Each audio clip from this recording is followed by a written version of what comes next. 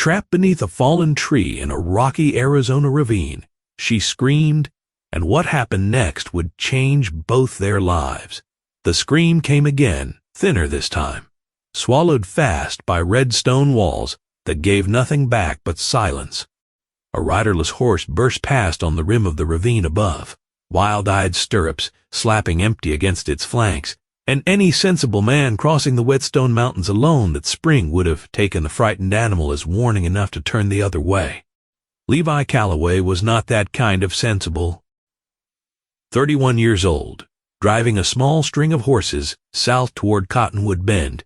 To sell before the season turned, he had spent his whole life being the sort who rode toward a sound rather than away from it. He reined in hard, listened for the cry to come a third time, and when it did, left the string ground-tied on the rim and went down into the rocks on foot, boots skidding on loose scree, one hand out for balance against the canyon wall.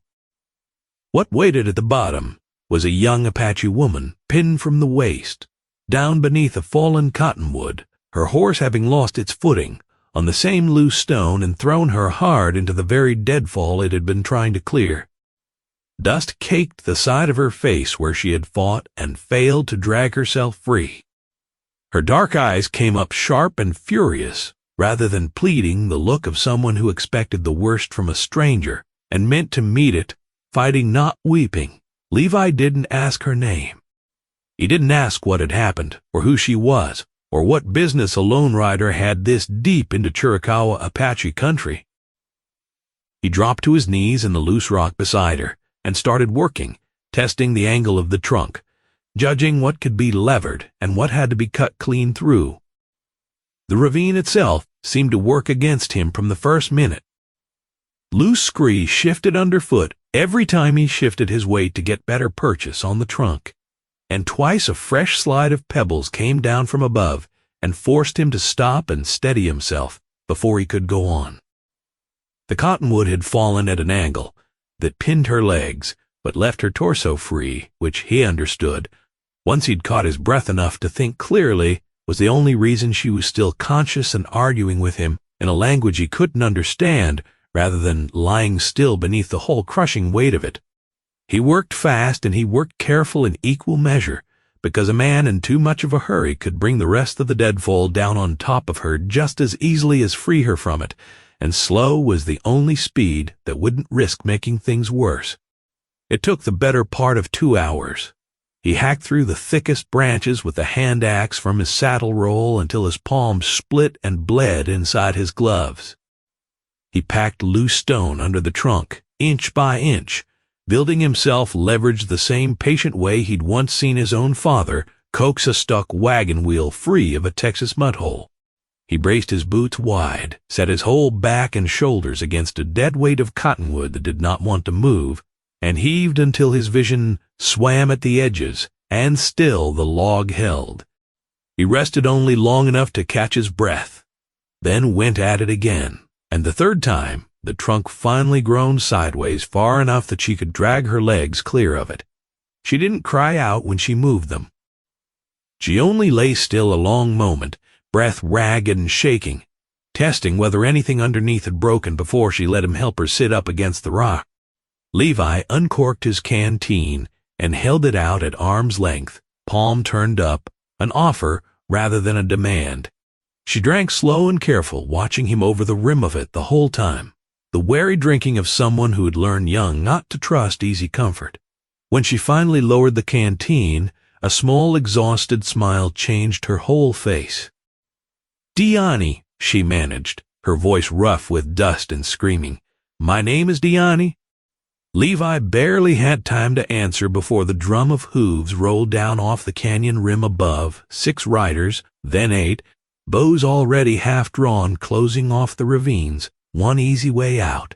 31 years of hard frontier lessons pressed Levi to reach for the pistol riding his hip. He didn't. The stillness in which Diani held herself was plainer than any words could have managed, proof enough that drawing a weapon here would be the worst mistake of his life. So instead he came to his feet slow, both hands open and empty at his sides, and let whatever was coming, come. Diani moved first, fast and low, a stream of words in a language Levi couldn't follow a syllable of. One hand raised toward the riders, and the other still braced against the rock where he'd just pulled her free. The lead rider's bow came down, then another's, and another's, word passing horse to horse in a tongue Levi didn't understand at all, though the change moving across their faces was plain enough to read. Astonishment first, and close behind it, something that looked almost like respect. Only once every bow was fully lowered did Diani turn back to him, that same tired half-smile returning. Her breath was still ragged. "I am the niece of Chief Taji. These are my uncle's own men. They came looking for me the moment my horse ran back to camp without me on it." She studied him a long moment, the unhurried way a person studies someone who has just spent 2 hours of his own strength on a total stranger, expecting nothing in exchange for it. "My uncle will want to thank you. Will you come?" If a story about two strangers from two very different worlds is the kind you love watching unfold, tap join beside the channel name and become a channel member. Levi rode behind the escort toward camp, turning the whole strange hour over in his mind, boots still damp from the ravine, palms stinging raw beneath his gloves. 31 years in this territory, and he had never once heard so much as a rumor of a village tucked into these particular folds of stone. The trail Diani's uncle's men took him along wound through a stretch of canyon country that looked, from the outside, like nothing but rock and creosote and hard climbing. No smoke, no dust, no glint of metal to betray a living soul anywhere near it, which he understood by the time they crested the last rise was very much the point. A people who had survived soldiers and settlers alike for generations did not build their homes where a stranger's careless glance might find them by accident. The Apache camp sat in a wide, well-watered bend of a canyon. Levi had ridden past 100 times in his life without once suspecting anyone lived within 5 miles of it, and that alone made plain just how little the maps he'd grown up trusting actually knew about this country.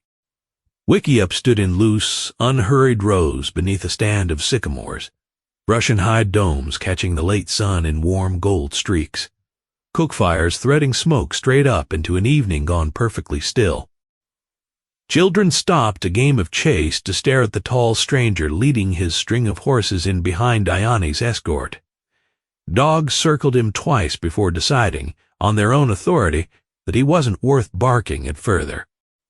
Chief Taji came to meet them at the edge of camp himself, rather than sending for Levi to be brought before him, a broad, deliberate man with silver threading his black hair, eyes that missed nothing as they took Levi's measure from boots to hat. When Diani finished the story of the ravine, gesturing once toward the raw, torn blisters already rising across Levi's palms, the chief crossed the last few feet between them and gripped his forearm in both hands, an old greeting Levi didn't know the shape of but understood completely all the same. "You will eat with us tonight." Chief Taji's English was worn smooth from long years of trading with men out of Cottonwood Bend and the mining camps beyond it, and it wasn't phrased as a question. Levi, who had planned on riding back to his horses alone in the falling dark, because riding on had always seemed the polite thing a stranger did, found himself grinning despite the deep ache already settling into his shoulders. He stayed. He ate strips of roasted meat and something sweet and fibrous he couldn't name off, a woven plate, passed hand to hand around a fire, shared by 30 people who treated the stranger among them as no strange thing at all. When full dark came down over the canyon, someone laid a bedroll for him near the chief's own fire before he could reach for his own gear, unasked, and nobody so much as glanced twice at the man sleeping among them. Not everyone in that camp welcomed him easily, and Levi felt the difference plainly by the second morning. An older warrior named Chloe, who had fought settlers and soldiers both in years Levi could only guess the shape of, watched him across the cook fires with an expression that gave away nothing warm at all. Chloe gave him little directly beyond a short, cool nod, but Levi caught him more than once bent low and urgent toward two of the younger men, and though he couldn't follow a single word of it, he understood the argument's outline well enough from a lifetime spent in rooms where he wasn't fully welcome. A debt owed a man for freeing Diane from under a fallen tree was one thing. Trusting that same man with anything beyond it was another matter entirely, and Levi decided, watching closed guarded eyes across the fire that first morning, that the older warrior wasn't wrong to hold the line so carefully. A stranger was still a stranger, however useful his kindness had proven. Diane found him at sunrise working a cottonwood splinter out from under his thumbnail with a knife point, and she settled beside him on the flat rock without asking permission, the easy way of someone who had already decided the two of them were past needing it. "My uncle says you may stay a few days if you want to learn something instead of only carrying a story back to town. Most white men who pass through only ever want the story." Levi turned the offer over in his mind exactly as long as it took her to finish the sentence. He had horses waiting to sell in Cottonwood Bend, a ranch 2 days south that wasn't going to run itself, and not one single reason a careful man could name for staying in an Apache camp learning things no book back home had ever thought to teach him. "Reckon I've got time to learn something," he heard himself answer, and the warmth in her smile made plain it was the only answer that would have satisfied her. She put him with a lean, quick-eyed tracker named Ahiga that same morning, and within the hour, Levi understood he had spent 31 years on this land, reading maybe a tenth of what was actually written across it. Ahiga crouched over a patch of bare, sun-baked ground that looked to Levi's untrained eye like nothing at all, and traced a shallow depression with one finger, a deer, moving at an easy walk-through gesture in a handful of borrowed English, favoring its left foreleg slightly. Passed some time after the morning dew, but well before the sun climbed high enough to bake the print's edges hard. He showed Levi how a bent blade of grass, sprung only halfway back upright, marked exactly how many hours had passed since something brushed through it. He showed him how a scuffed stone's direction, the depth and spacing of a track, could reveal whether whatever made it moved calm or ran scared, and how the wind carried scent in ways a rider could use as easily as sight once he learned to pay it proper attention. Levi had tracked plenty of stray cattle across his own family's range, and had thought himself reasonably capable at it. By noon he understood he had only ever managed to read about a fifth of the page. That afternoon, Ahiga walked him a mile up canyon to a shallow blind of woven brush overlooking a game trail, and the two of them waited nearly 2 hours in patient silence before a small band of mule deer came down to water at the seat below. Ahiga never raised the bow he carry.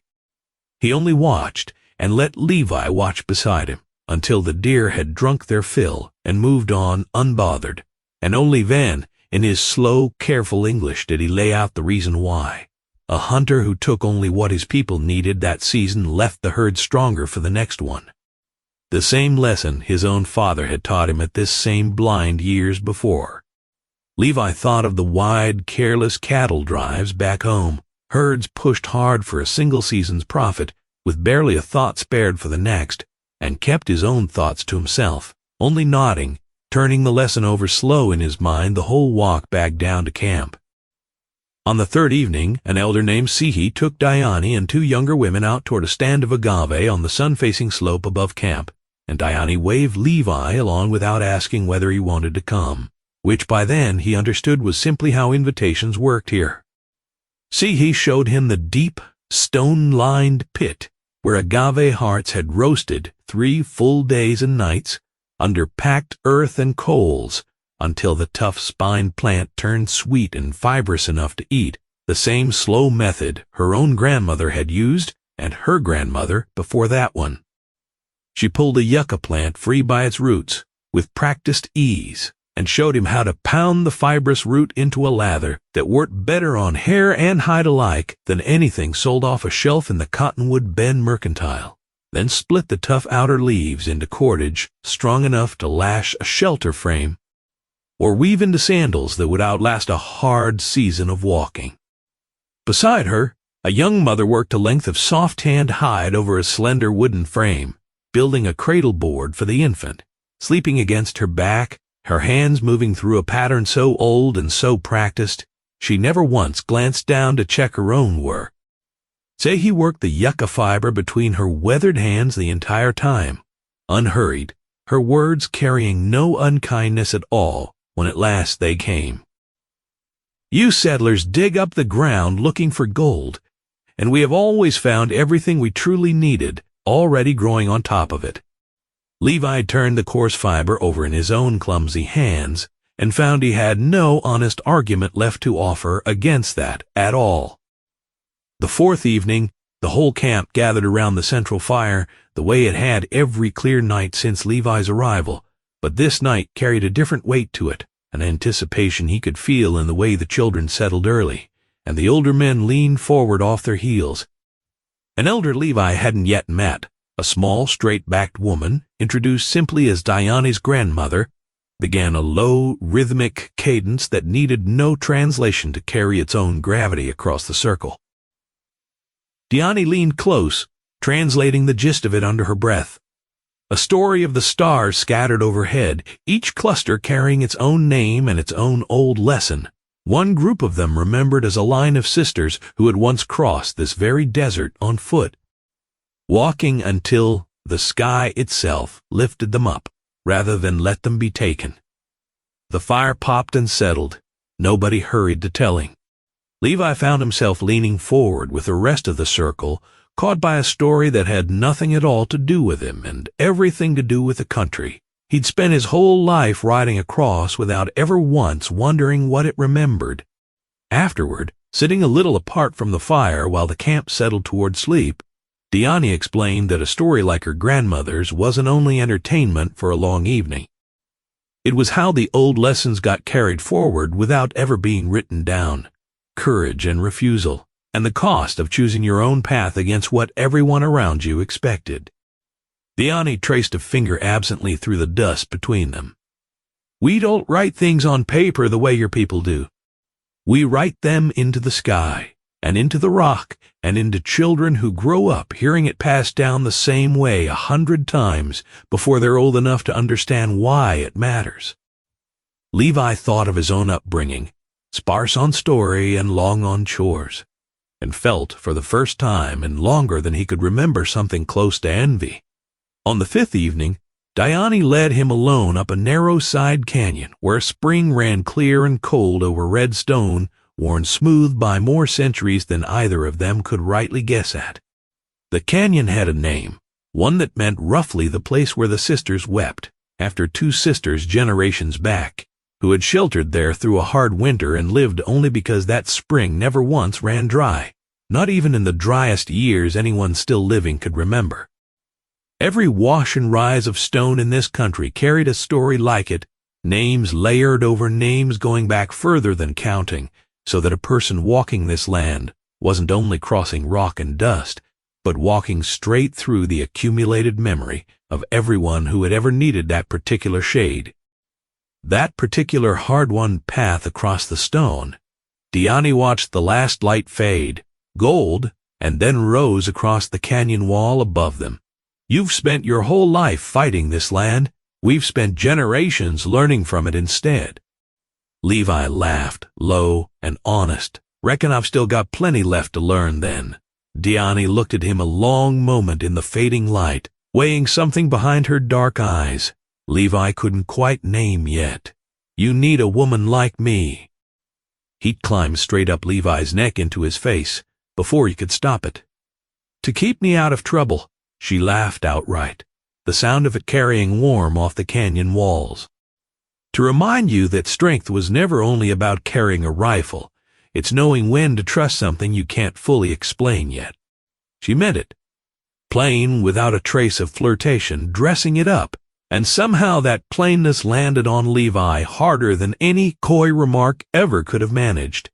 He walked back down to camp beside her, in a silence that felt for the first time in his life like it was saying something rather than simply filling the space where words belonged.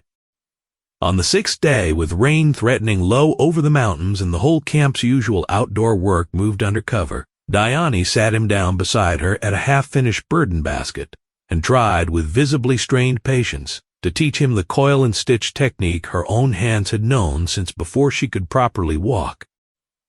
His first attempt came out lopsided and loose enough to leak grain through its own seams. His second wasn't much better. Diane laughed at him more than once, unguarded and genuine, and made him start over a third time from the base, rather than let him patch the mistake, insisting a basket built on a crooked foundation would only ever disappoint whoever trusted it to hold something precious. Levi thought, working the willow strip slow and clumsy under her correcting hands, that she might have been talking about more than baskets, and found he didn't mind the lesson one bit either way. He left on the morning of the 7th day with the string of horses he'd nearly forgotten he was driving toward Cottonwood Bend, Chief Taji's parting handshake, firm and warm, closed nod from across the camp, a fraction less guarded than it had been a week before. And Diane walking beside his horse all the way to the canyon mouth, without either of them quite managing to say the thing sitting unspoken in the space between them. "Come back," she offered simply when the trail forked, and there was no more excuse left for walking together. "If you want to learn more than tracking and yucca root." Levi looked down at her from the saddle a long moment.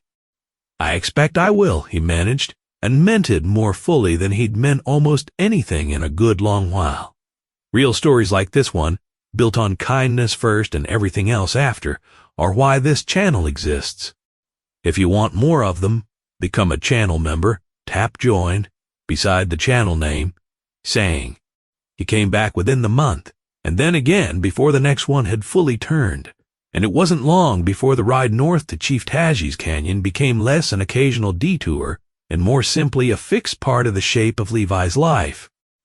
He brought flour and coffee and a length of good rope the first time back, a small folding knife and a bolt of red trade cloth the second, and every time he rode in, Diane had something waiting in return.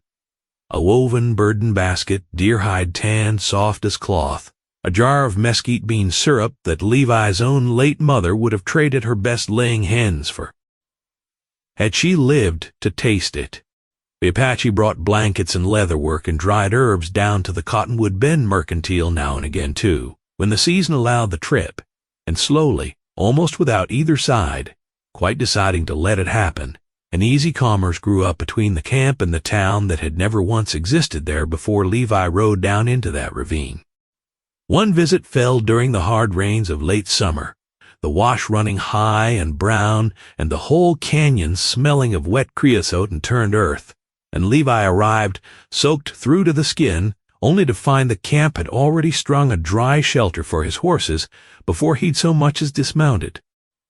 Word of a lone rider on the flooded trail having reached them well ahead of him. Another visit landed square in the middle of harvest, mesquite pods gathered by the basketful and ground fine for flour, and Levi spent 2 full days with his sleeves rolled up, working the grinding stones alongside the camp's women, earning more laughter at his clumsiness than actual flour. Though by the second afternoon, his rhythm had steadied enough that Sea-High allowed, grudgingly, that he might yet make a passable grinder of mesquite meal. A third visit caught the whole camp in the grip of an early frost that had no business arriving so soon in the season, and Levi rode back to his own ranch and returned 2 days later with every spare blanket and length of canvas his small operation could spare, arriving well ahead of any thanks he might have expected and wanting none at all. The seasons themselves became a kind of shared calendar between the two of them, marked less by a settler's paper almanac than by what the land itself was doing at any given time. Spring meant the agave stalks shooting skyward almost overnight, sweet and ready for harvest before the summer heat turned them bitter and tough.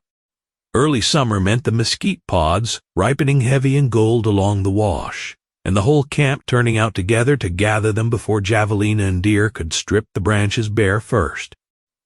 Monsoon season meant washes that ran bone dry, 11 months of the year suddenly roaring brown and dangerous within an hour of a distant storm, and Levi learned early and the hard way never to make camp in a dry wash bed, no matter how flat and inviting the ground looked. A lesson Ahiga had tried gently to teach him, and a flash flood eventually taught him properly. Autumn meant the deer moving down out of the high country ahead of the first real cold, and winter meant long, slow evenings around the fire, mending tools and telling stories and waiting out weather that made the mountain trails too dangerous to risk. Levi found himself, without ever quite deciding to, marking his own ranch's year by that same rhythm, rather than the calendar hanging in his kitchen, and found the change suited him better than he ever would have guessed it could. Winter, that first year, tested the friendship in a way neither of them had expected it to be tested. A hard sickness moved through the camp in the coldest months, the kind that settled into children's chests and would not let go, and Levi rode north through freezing rain the moment word reached his ranch, bringing every blanket, every ounce of willow bark and store-bought medicine he could gather on short notice from Cottonwood Bend's one reluctant druggist. He stayed 4 full days that visit, splitting firewood and hauling water and sitting up through 2 of the worst nights besides Sehi and Diani both, doing whatever small, unglamorous labor freed the camp's own healers to do the harder work only they knew how to do. He wanted no thanks and expected none.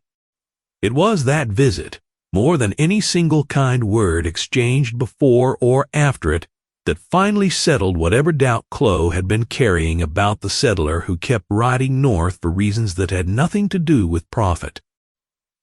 The friendship between Levi and Diani deepened the same unhurried way. The seasons themselves changed.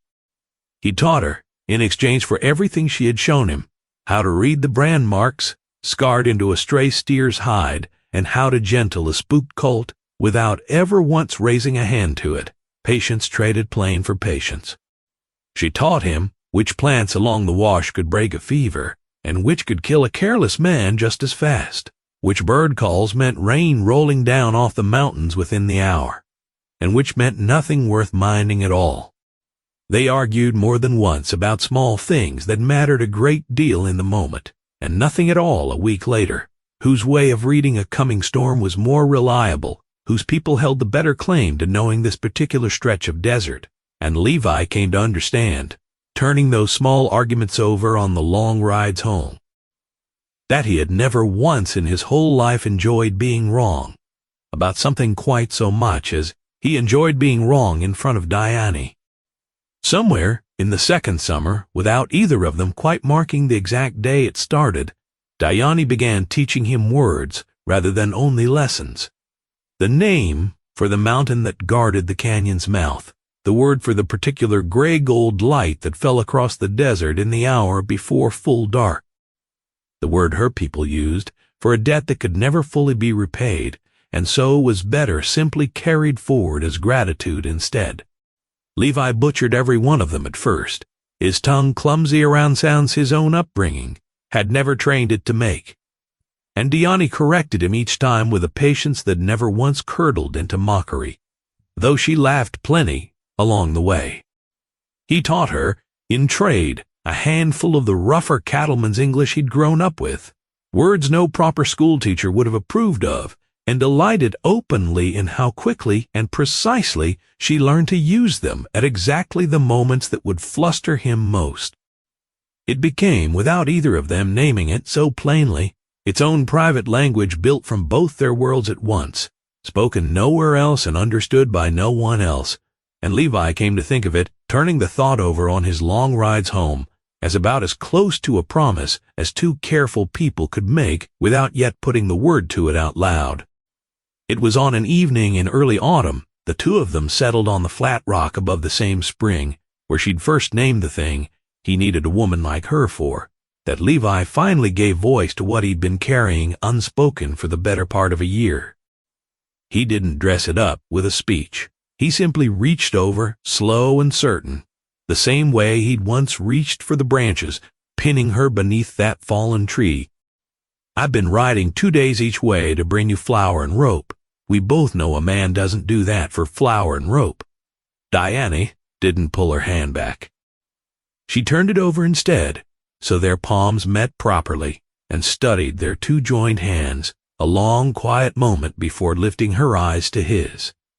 "No," she agreed softly. "He doesn't." Neither one put the word love to it out loud that evening.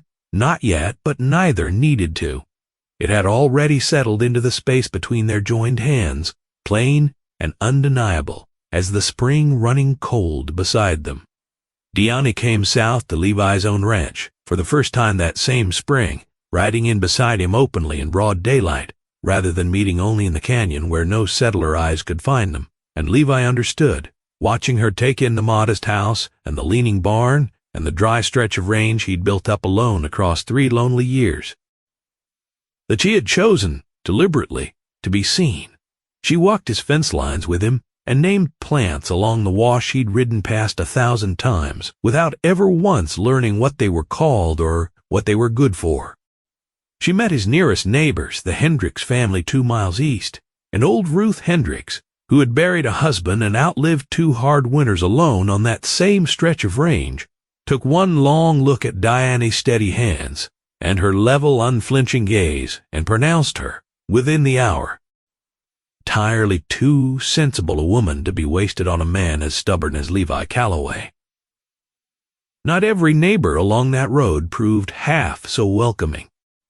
But Ruth's easy blessing mattered to Levi more than he let on, a first small proof that his own corner of this country might yet learn to make room for the shape his life was becoming.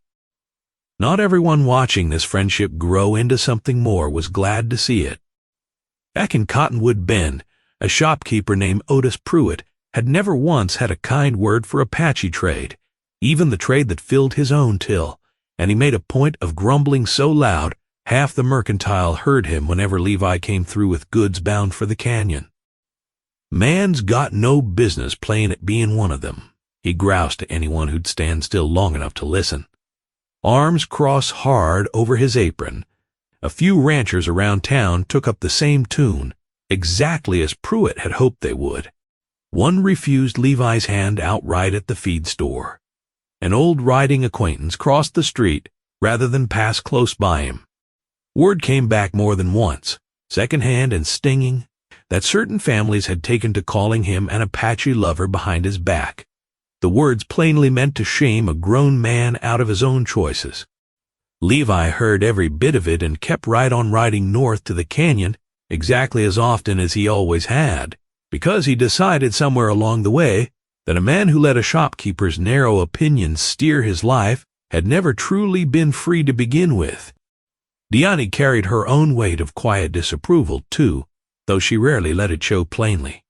A distant cousin of her mother's, visiting from a camp 2 days' ride to the south, sat her down outright one evening with a hard truth that she was setting a poor example for the younger women watching her, that generations of hard-won caution about settlers deserved better than being set aside for one man's blistered hands and easy manner. Diani heard the criticism out fully, the way her own people's custom demanded a hard truth be heard before it could be properly met, and answered it evenly, without raising her voice. Caution earned by hard experience was worth keeping, she granted, but judging every settler by the worst of them was its own kind of blindness. The cousin left 2 days later unconvinced, and Diani let her go unconvinced rather than chase an agreement that wasn't hers to force. Not every doubt in her own camp resolved as neatly or as quickly as Chloe's had. She carried that unresolved weight quietly, the same way Levi carried his, and neither one ever expected the other to carry it alone. The suspicion cut in both directions, and Levi felt the weight of that too. Chloe, softened considerably across 2 full seasons, nonetheless pulled Chief Taji aside more than once, with hard questions about what exactly this settler intended by such repeated visits, honest friendship, or something closer to the old pattern of men who took first and sought forgiveness never.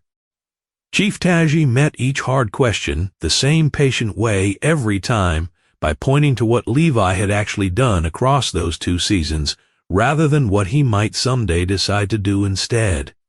Fair trade, honestly kept, a hand extended in genuine curiosity rather than false charity, Respect shown plainly to an old tracker's teaching, to an elder's patient hands working yucca fiber, to a chief's own authority over his people and his niece. Watch a man across many moons, not his first kind gesture, the chief counseled Chloe, and you will know soon enough what he truly is. By the second autumn, even Chloe had taken to greeting Levi by name rather than by a wary nod, and that quiet shift, more than anything spoken aloud around either fire, carried its own proof that two careful worlds were slowly learning to trust one another. Chloe tested him plainly, once sitting the two of them down alone by the horse pens and pressing him outright, through halting English and Diane translating the rest, on what Levi meant to do the day this friendship stopped being convenient. The day drought, or hard winter, or trouble with the army, made an alliance with the Chiricahua Apache, a costly thing for a settler rancher to keep. Levi took the question seriously enough to think a long while before he gave it an answer. I mean to keep riding north same as I have been, convenient or not, because I gave my word, and my word doesn't come with conditions attached to it. Chloe studied him a long moment more, weighing the answer the same unhurried way his people weighed most things worth weighing, and then he nodded once, short and final, and never raised the question again. Word of the friendship reached beyond Cottonwood Bend in time, and not everyone who heard it reacted the way Otis Pruitt did. A young doctor newly arrived in the territory, curious rather than scornful, rode out to the canyon twice that second year to trade what medical knowledge he had for what he and the camp's own healers could teach him. About the plants growing wild across country, his medical schooling back east had never once prepared him to understand. A rancher's wife 3 spreads over, hearing the ugly talk. Secondhand at church, quietly began buying her winter blankets from the Apache traders at the Mercantile instead of ordering them by catalog from Tucson, and offered no explanation to anyone who wondered why. Small kindnesses, none of them loud, added themselves up slowly against the loud unkindness of men like Pruitt, and it was that slow accumulation, more than any single dramatic reversal, that eventually tipped the whole town's quiet opinion. Matters came to something of a head one late afternoon when Otis Pruitt, emboldened by a few too many customers nodding along with him at the counter, aired his ugly opinion straight to Levi's face in the middle of the crowded Mercantile, loud enough that half of Cottonwood Bend heard it plainly. He called Diane a savage. He said it ugly, the way small men voice cruel things when they mistake volume for courage, and something in Levi's chest went cold and very still. He didn't raise a fist, though every instinct in him wanted to badly. He set his purchases down slow and deliberate on the counter and looked Pruitt dead in the eye. The woman you're speaking of taught me more about honor and patience and plain human decency in one season than this whole town managed to teach me across 31 years of living in it. Keep your opinion of her. I'll keep the woman. He walked out without waiting on an answer, his voice having carried to every corner of that store. A few men in there never did warm to him afterward, but most of Cottonwood Bend, in the slow, unhurried way small towns eventually come around to sense, decided there was a good deal more wisdom in Levi Calloway's quiet conviction than in Otis Pruitt's loud contempt. Trade kept moving between the camp and the town all the same. The ugly talk, given enough seasons mostly, wore itself down to nothing at all. If watching two stubborn, hard-headed people fall for each other slow and steady is your kind of Wild West story, tap join beside the channel name and become a channel member today. By the time 3 full years had turned since the morning Levi first heard Diane's cries carry up out of that ravine, Chief Tashi had long since stopped treating him as a visitor and started treating him plainly as family. And the small ranch Levi had built up south of the mountains had become something neither of them could have quite pictured that first autumn. Levi and Diane built a trading post together, where his land met the old southern trail, a long, low building of adobe and timber, with a wide covered porch where Apache blankets and finely worked baskets hung for sale beside settler tools and bolts of cloth, where fine Chiricahua beadwork sat easy on the same shelf as good honest rancher leatherwork, neither one crowding the other out of its rightful place. They named it Harmony Crossing, and the name fitted a good deal better than either of them had quite expected when they first put it to words together on that same porch, still half built the summer they raised it.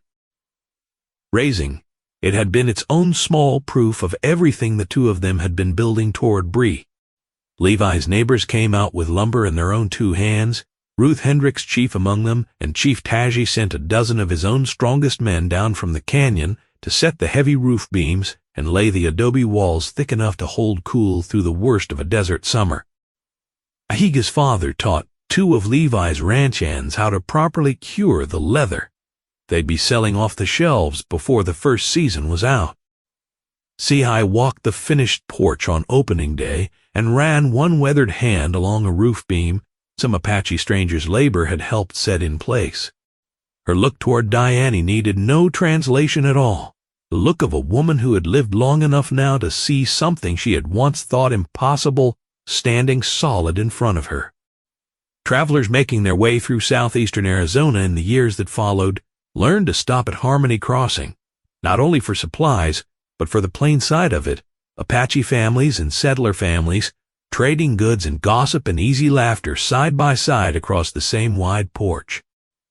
Children of both worlds chasing each other through the same dusty yard as though the old line between them had simply never existed at all. Sehi still brought her yucca cordage to sell there most every season, her hands slower now, but no less sure of themselves.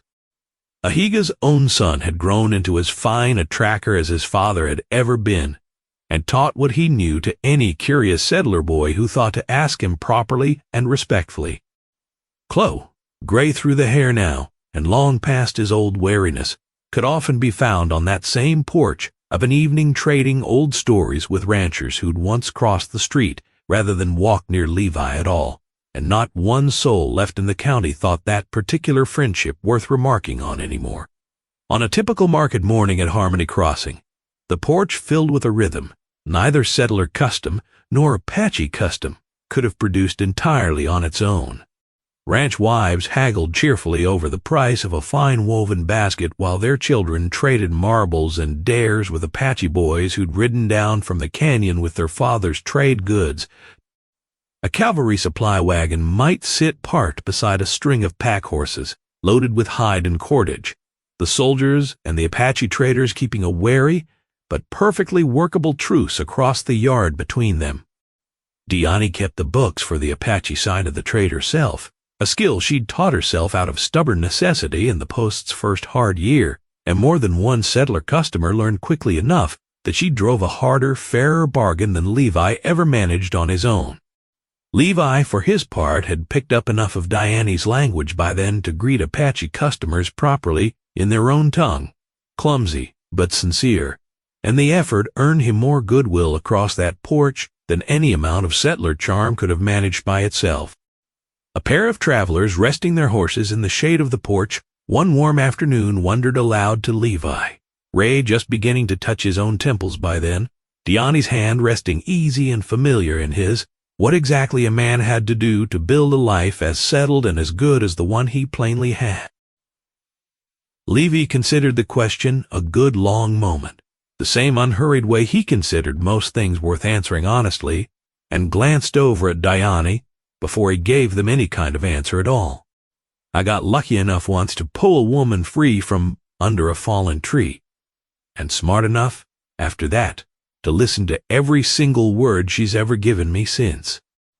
Diane laughed at that, soft and warm, the very same laugh that had first caught somewhere deep in his chest, beside a spring 3 long years and one entirely changed life ago.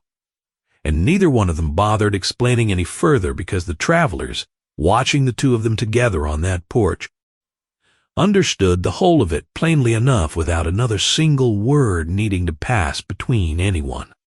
Chief Taji lived long enough to see Harmony Crossing through its first decade, riding down from the canyon most seasons to sit on that same porch and watch his niece run a business that neither settler law nor Apache custom had ever quite imagined a woman doing so plainly and so well. Late in his own life, sitting easy in the shade with a cup of trade coffee going cold in his hand, he confided in Levi that he had worried the day He first sent his men down into that ravine, that a settler's gratitude would prove thin and temporary, the kind that faded the moment the debt felt paid. He was glad, he confided further more than once before he was through, to have been wrong about that particular worry, for as long as he'd lived to watch it proven wrong, Levi never forgot hearing it. He carried the old chief's words, the same careful way he'd once carried Diane up, out of that ravine, gently, and like something worth protecting. Seahigh outlived the chief by several more seasons, still walking the Harmony Crossing porch on market mornings, well into her final years, still correcting Levi's clumsy grasp of yucca cordage every chance she got, still reminding anyone who'd listened that the settlers had finally learned to stop digging for what was already growing plainly on top of the ground. Chloe's grandchildren grew up running that same porch alongside settler children, whose own grandparents had once crossed the street rather than shake Levi's hand, and not one of them thought to wonder why the two peoples traded so easily under that one long roof, because for them, unlike for the generation before, it had simply always been so. Sometimes the greatest love stories of the frontier were never born from grand rescues or desperate last stands at all. Sometimes they were born from nothing grander than a man who chose to ride toward a stranger's cry instead of away from it, and a woman brave enough to show him, plainly and without apology, exactly what kind of man he still had it in him to become. Levi liked to sum up the whole of it, whenever anyone wondered aloud, in fewer words than the story properly deserved, that he'd once been pulled toward a sound in a ravine he had no good reason to enter, and had spent every year since finding new reasons to be glad he went down into it anyway.